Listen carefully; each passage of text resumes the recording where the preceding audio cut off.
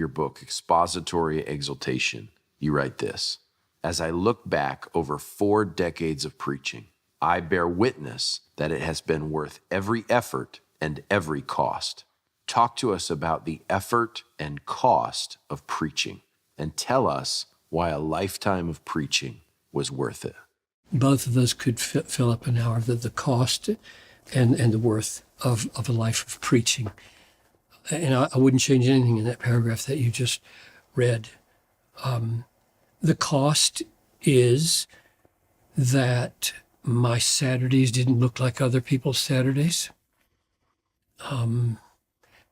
The pastor has the freedom to take afternoons off during the week, and his weekends look different than other people's. So I attended every soccer game, but they were on Thursdays at 3:00 when most guys are working hard and they can't go. I'm often the only pastor there.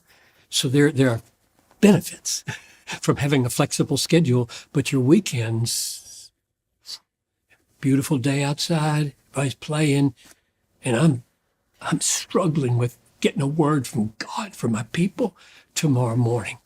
And that was hard. And trying to understand text that you don't understand.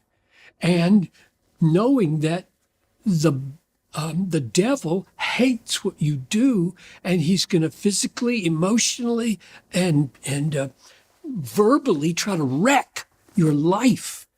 So that the price was really quite high, emotionally high, time-wise it was high, family it was high, and I'd do it all again and do it pretty much the same way.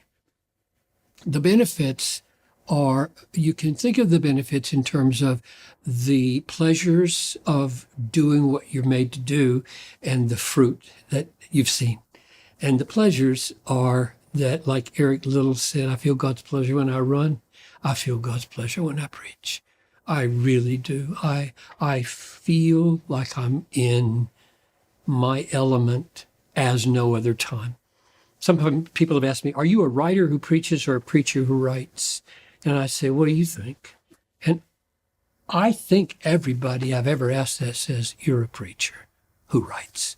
And I said, I think that's probably right, which gives you pause about stopping at 67, right? Because the complexity of the church was so big. So that's one. And then the fruit. I mean, people wonder, why do you bother lining up and letting those people take pictures with you down there? And the answer is because they tell me stories. They tell me stories with tears in their eyes. You know, I want to write home to people who don't like my ministry. I want to say, would you stand with me once? Would you just please stand with me once? This guy right here is taking pictures of all this. With tears in their eyes, they're telling me how their lives were changed. Or almost every time somebody tells me I got saved.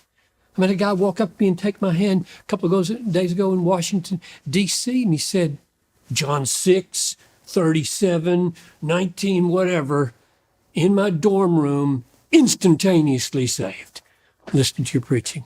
Now that's God's work. And I would just say, as I have seen people get saved through the Word of God, and I have seen moms born with disabled children who will never leave their lives the same again because they will never be independent, kept, this is their language, kept from going insane because of what you, Pastor, have taught us in your preaching about the sovereignty of God.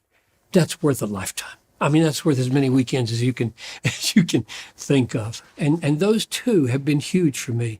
People walking out of darkness into light so that you know they have everlasting joy, and people who've been sustained in the worst kinds of providences.